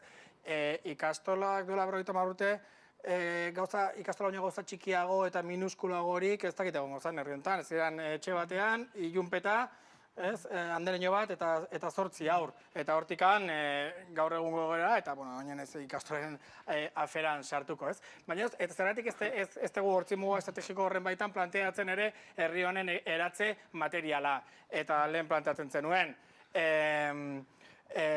Planteatu diran edo udalgintza sozialistako prozesu proposamen horretan planteatzen diren proiektu horiek edo sektore horiek egun, egia da ez daukatela entitate handiegirik, baina ikusi behar da ere adibidez Goienerrek ze progresio eman duen 2012 uste dut, 2012 lehenkoan esantekin, 12.000 bazkide uste diala ez?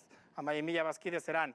Zergatik ez dugu hau lurraldean benetan egituratzen? Zergatik ez dugu pentsatzen politika publiko, kooperatibo eta komunitarioak zeinak eskalabilidadea edukiko duten? Zergatik ez dugu pentsatzen gure lurraldearen elikadura burujabetzan, baino termino estrukturaletan? Zer sortu dezake herriberak eta zer kontsumitzen du Goierrik? Esan dezagun, zergatik ez gara hori estrategikoki planifikatzen hasten 20 urtetara bizta. Zergatik ez ditugu politika publikoak horren arabera egiten, zergatik ez dira lurrak erosten hasten erosi daitezkenean haue publifikatzeko eta hauetan lanpostu berriak sortzeko, adibidez paperik ez daukaten pertsona guzti horiek lurra hauetan lantzen hasteko. Hori da pixka bat planteatu nuena eta nahiko modu traketxean planteatu detena.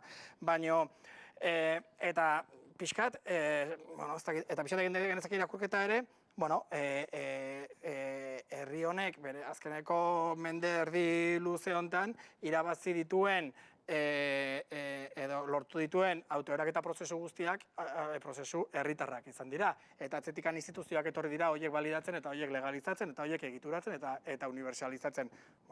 Jarri dezagun aurrera. Edo uste dugu instituzioetik etorriko dela politika energetiko berri bat. Edo uste dugu instituzioetik etorriko dela zeren eduki genuen, Euskaltel geneukan, kutxa geneukan, eta ze pasada. Eta ze berme daukagu ere dana instituzioetara fiatzea, zeren boterea galtzen dezunean, eraketa prozesu guztia besteen esku gelditzen da. Orduan, nola egin prozesu hauek irreversibleak izateko? Ez dakit, nik uste ere, eta nola egin prozesu guztia hauek ere gaur ditugun erronka horiei erantzuteko. Gatazka ekosistemikoa, gatazka patriarkal eta koloniala, eta lanaren eta kapitalaren arteko gatazka. Niri dituzet, hor dauzkagula lubakiak edo zeinetetekan planteatu behar diran ezkerretikan edo hortzimuga estrategiko berriak eta relato berriak. Zeren, lehen Bazkarian komentatzen genuen, Eurokopa honi ez, baina ze Eurokopari bai. Eta Eurokopari bai, ze debatetan, ze markotan, ze debate markotan kokatzen gera.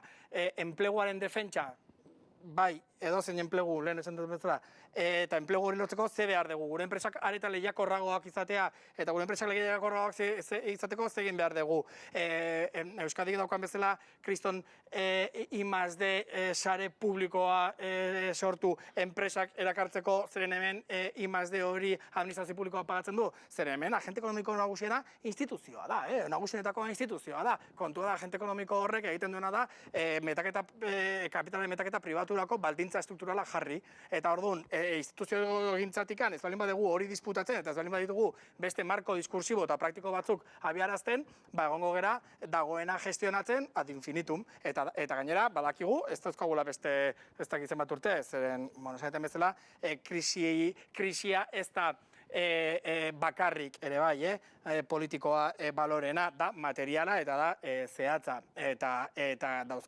daukagun flujo migratorien ehuneko oso handi bat guk sortu ditugun eta guk martxan jartzen ditugun politika publikoen ondorio dira. Hau da, hazkundea eta gure lurraldean lehiakortasuna sustatzearen ondorio dira. Gure enpresak gero eta gehiago saldu badute, gero eta produktu egoak izan behar dira, gero eta kapital gehiago erakartzeko eta gero eta aberastasun gehiago sortzeko eta hortikan, top-down estrategia hortan enplegua sortu eta jendeak bizi baldintza duinak eduki ditzan. Nik uste zentzu komun hori disputatzen ez baldin badegu, arian etxeak jolazten ari gerela, eta ez daukagula beste hortzimuga estrategikorik herri klaseari edo klase herritarrari eskaintzeko. Hortik. Oso ongi. Gutxi ja falta da, joan bergara pizkatxo bat hausnarketa honen inguruan azken erreflexioak eta azken hitzak esaten, nik lehen esandakoarekin guztiz ados banago zera konfidantza zein garrantzitsua den. Konfidantza ez bakarrik instituzioak egiten edo kudeatu behar duenarekin, baizik eta ere instituzioa izan behar duela konfidantza herriarekin, herri mugimenduarekin. Azkenean sortzen ditugunean dinamika bateratuak, amankomunean, abian jartzen ditugunean prozesuak oso garrantzitsua da praktikara eramatea ere konfidantza. Konfidantza izan behar dugu bestearengan, eta besteak egiten duenarengan. Eta hori da prozesu pedagogiko baten gakoa azkenean, askotan eta arrazoia zenukan momentu batean ezkerrak hartzen duenean boterea ja, ezkerrako parte bat gaizki edo nolabait konplexuak ateratzen zaizkio, eta normala da, gutxitan kudeatu ditugulako botere eremuak, Nafarroan are gutxiago ere, eta ohitutak ez gaudelako rol horiek aurrera eramatea. Eta horretarako konfidantza oso garrantzitsua da. Konfidantza baita ere, jakinez gauzak gaizki egingo ditugula, segurazki, gauzak lehendabiziko batean ez dira ongi egiten. Eta gaizkik egiterakoan nolabait ikasten dugu, ez? Hori da ensaio error. Hori da zientziaren nolabaiteko metodo bakarra, ez? Eta erabili behar duguna. Aldez aurretik gauzak gaizki eratu behar ditugu, gauzak birplanteatu behar ditugu, eta hori, eta onartu behar dugu horrela eraldatzen dela gizarte bat, pixkanaka eta konfidantza praktikara eramanez. Orduan, horrekin nik sartzen dut hemen azken hitza eta niri garrantzitsua dela autonomia. Prozesu guztiak edo prozesu guztietan parte hartzen duten eragileak, instituzioak, pertsonak, autonomia izan behar dute. Eta autonomia esan nahi du, askatasuna izan behar dutela haien planteamenduak garatzeko. Eta arriskuak ere plazaratzeko normaltasunarekin. Eta askotan arrisku horiek gaizki, era pedagogiko batean gaizki ulertzen dira. Eta askotan ez ditugu onartzen ere. Askotan akatsak ez ditugu onartzen eta saiatzen gara aurre ikusten akatsa horiek ez gertatzeko eta horrela eredu pedagogikoak ixten dira. Eta igual lan kolektiboak ere zapusten dira horrekatik. Orduan, zein garrantzitsua den niretzako eta galdera ez, azkenengo pizkatxo bat laburpen moduan, autonomian bermatzea, bai herri mugimenduaren garapenean eta bai instituzioaren garapenean. Eta autonomia horiek logika berbera batean sartzea, ez? Orduan, horren inguruan. Bai, autonomiarena ezinbestekoa iruditzen zait, porque azkenean, ez dute inolako tutelajerik egin behar denik uste. Ez instituzioetan dagoen jendeak tutelatu behar dituenek herri mugimenduak, ze orduan ito egingo lituzke, automatikoki, autonomia hori galtzen baldin badute beraien izaera, eta beraien funtzioa ere galduko luketelako. Orduan ez zait iruditzen tutelaje sistema bat egokia denik. Ez instituziotik herri mugimenduetara, baina ez da ere kontrakoa. Ze herri mugimendu asko uste dute tutelaje lan hori egin behar dutela. Demokrazia inbertso hori ere hor dagoela, eta instituzioak egon behar direla, esaten dena instituzioak egon behar direla herriaren zerbitzura, baina ez nere zerbitzura, nere interes partikular horien zerbitzura, eta nik uste dut hor, herriaren gehiengoaren zerbitzura. Programa politiko batekin eta planteamendu politiko batekin bat datorren kudeaketa bat egitera. Jakinda ere mugak, orduan ikustu tutelajearena ez, autonomia bai, mugak ezagutzearena oso importantea da. Bakoitza jakin behar du zeintzuk diren bere ahalmenak eta bere mugak, eta nik uste dut dialektika importante bat behar dela. Baina nik uste dut, aipatu den guztia oso ondo egonda ere, eta erabat ados egonda ere, eskerrak disputatu behar duela gaur egun, errealitate honetan, badaukala proposamen bat zentzuzkoa, ze batzutan esaten ditugu gauza batzuk gure artean oso erraz, oso entzunak ditugu eta oso erraz hitz egiten dugu. Baina eztabaida hauek kalean jendearen gehiengoari ematen badizkiogu, nik uste batzutan eskerrak beldurtu egiten duela jendartea. Beldurtu egiten duela jendartea, ze eskerrako izatea oso sakrifikatua da. Porque planteatzen dugu oso termino sakrifikatuetan. Eta eskuineko izatea ez da bat ere sakrifikatua. Eta hor daukagu, adibidez, egun hauetan ikusten ari garen Ayusoren modeloa, ez da? Egintzazu zu nahi duzuna, askatasuna, zu esar etorriko neri esar esatera, instituzioak ez eizkit etorriko estatu ez ait etorriko neri esar esatera, ni nahi dudan egin dezaket, izan zaitez librea, eta nik uste dut gizartearen sektore oso importante bat horretan dagola. Eta eskerrak justo reibindikatzen dituen baloreak kontrakoak dira. Elkartasuna, denon hobe beharragatik norberaren sakrifizio pertsonala, eta bar, eta bar. Hora, nik uste dut, eskerrak daukan proiektu politikoa salgarria izateko eta jendartean hegemonikoa izateko eta zentzu komun berri bat egiteko, aldatu behar dituela paradigma asko dituenak. Aldatu behar dituela diskursoak, errealitatea disputatu behar duela, beldurra galtze prozesu bat egin behar duela. Osea, jendeak ikusi behar duela planteatzen duguna normala dela. Ez dela ezer arraroa. Ez diogula jendeari planteatzen bere bizitzarekin amaituko duela, eta bar, eta bar. Osea, gauza normalak planteatzen ditugula, jende normala garela, eta badaudela beste modu bat gauzak egiteko, eta badaudela beste bizitza posible batzuk. Eta hoien ametzean ari garela lanean, baina ez direla, ez bizitza gogorrak, ez negargarriak, ez sakrifikatuak, eta ulertzen, ze bestela, beti gaude borrokatzen, egungo ideal horrekin, non zuri ondo badoakizun, oso ondo doakizun, eta estupendamente, eta atzean gelditzen dena, atzean gelditu dela eta kito, baina guk planteatzen ditugun gauzak askotan klase ertainarentzat eta herri honetan jendearen portzentai handi bat majo bizi da, egia da, jende asko dagola egoera zaurgarrian dagoena, baina badago ere jende asko egoera on batean bizi dana, ez dakit portzentualki zehazten datu horiek, baina hori horrela da ere, eta azkenean askotan nolabait ere galdu egiten dugu perspektiba hori, ez da.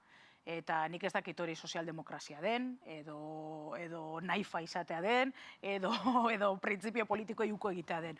Baina nik uste dut ez baldin bagarela konstiente hori disputatu behar dugula, eta gainera behar dugula mugimendu erradikalenen ere konplizidadea hori egiten joateko pixkanaka, uste dut ari garela benetan eskuinaren eta eskuineko balorei eta eskuineko politikei terrenua oso erraz usten. Azkenengo zerbait. Bai, ez autonomiaren gaian ere oso interesantea iruditzen zait. Eta lehen esan duten zera hortan, ez?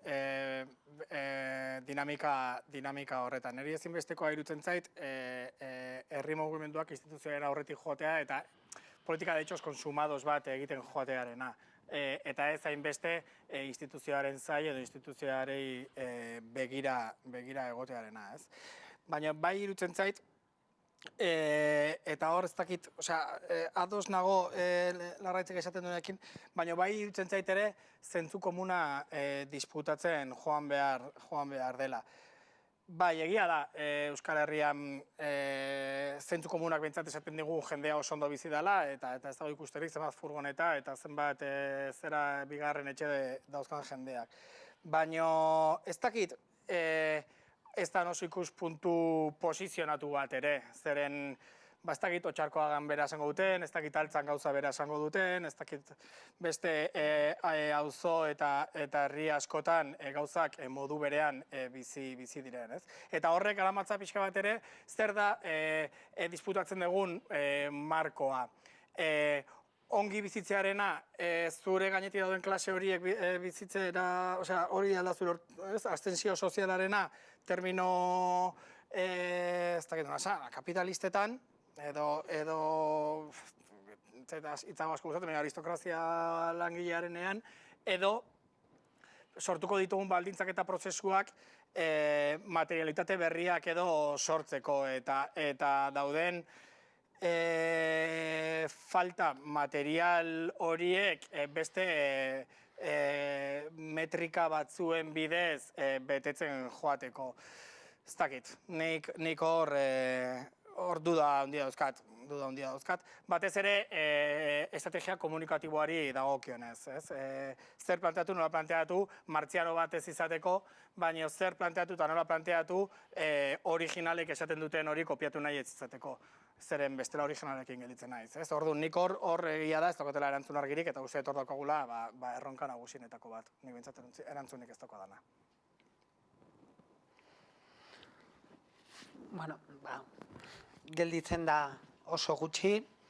Plazer bat izan da bai Larraitz eta Andonirekin hemen egotea. Jakituria ere entzutea, pratikan ere entzutea, bueltak ematea gizarte honi. Azkenean hausnarketarako paradak txikia dira, gure bizi egoera honetan eta egunerokotasunean badauzkagun 1000 erronka horietan hausnarketa eta denbora izatea pentsatzeko geroz eta zailagoa da. Batzuk ere merkantilizatzen saiatzen ari dira prozesu horiek, eta horretarako guk uste dute hemen horrelako eremuak behar ditugula Euskal Herrian bueltak emateko, baita ere zergatik ez ikasteko eta jakiteko ezkarrak ere instituzioetan botere izan behar duela, eta hori izan behar dela erronka bat, gizartea eraldatzeko gune partekatuak egon behar direla, herri mugimenduak eta instituzioaren arteko erlazioak arteko harremanak izan behar direla bai ala bai, gune pedagogikoak aurrera eraman behar ditugula, eta konplejoak askotan alde batera utzi behar ditugula,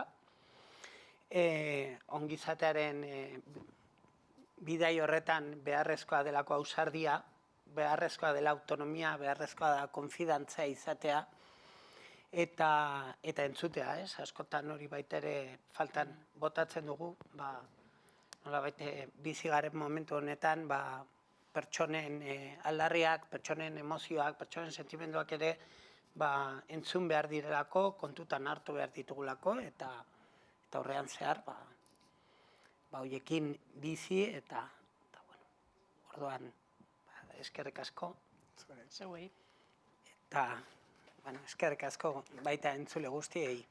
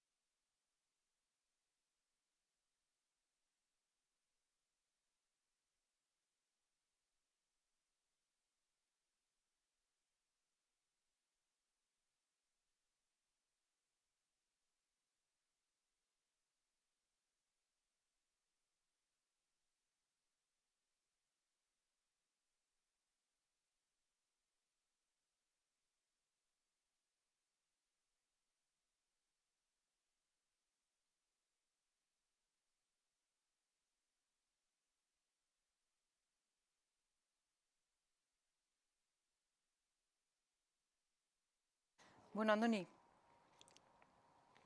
Andoni, bukatzen dugu. Zer da instituziogintza berria? Galdera pausatu genuen, jardunaldi hauek martxan jartzeko.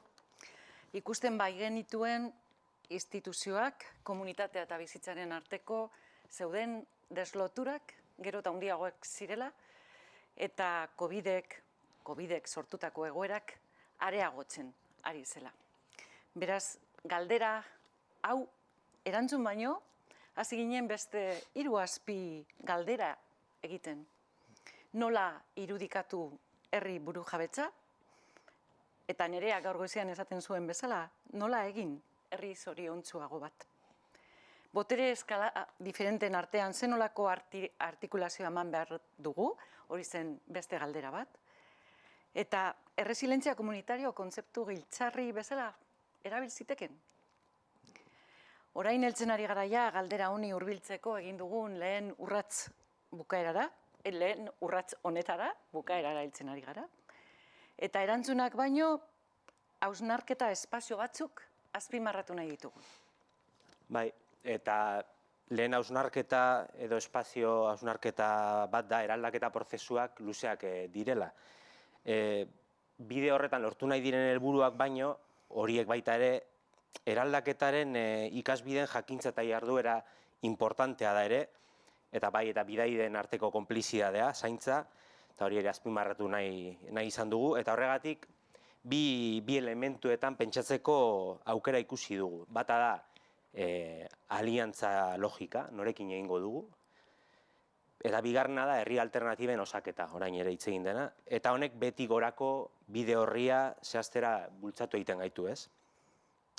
Baina era berean ardatz publiko komunitarioen aldeko gehiengoa anitzak osatzera gonbidatzen gaitu honek, eta beraz burujabetza formala lortzera edo definitze aldera gutxienez non publikoa ardatz sendoena izango den. Hori lehenengo hausnarketa. Bigarren hausnarketa bat da burujabetza materialaren garrantzia, ezinbesteko garrantzia. Eta honen garrantzia hausnartzeko aukera zabaldu digute jardunaldi hauek. Behar materialei erantzungo dien dinamika eta praktika publikoen aldeko bideak diseinatzearekin batera, forma emango dion egitura osaketari ere erreparatu behar diogula konturatu gara. Atzo kapitalismoaren barne tendentzia ikusteko aukera izan genuen, Saskia Sasenekin, adibidez etxe bizitza, espazioen kontrola eta beste gai batzuk. Eta beraz, badirudi aldaketaren logikak gaindiezin diruditen markoak mugigarriak direla, horrek erakusten digula, baina baita horiek aldatzeko soilik konfrontazio eta talkarekin edo talkaren bidetik etorriko direla. Aurrekoak adierazten diguna da instituziogintza, eta orain ere atera da azkeneko eztabaidan, pentsa baino prozesu konplexuagoa dela. Eta egiten genuen ere, 3. hausnarketa edo detektatzen genuen 3. hausnarketa espazio bat, eta honen pista Jon Azkunek eman zigun, estatua berpentsatzeaz aritu zenean atzo. Eta esaten zigun Jonek, estatua erlazio sozial gisa ulertu behartzela, eta beraz, gizarteko sektore ezberdinen interesen eta indar korrelazio jakin baten arabera, sedimentatu den egitura dinamiko gisa ikusi behartzela. Eta horregatik estatua ez dela, edo ikusten genuen etzela ente abstraktu bat, ez du berez ez da ere burgesiaren interesetara eraikita dagoen egitura hutsa, alegia, instituzioak eta komunitatea ez daudela banatuta. Izan ere, estatua ere mugimendu sozialak dira, balioak dira, on komunaren kudeaketa eta jakintza dira. Eta espazio bat ere bada.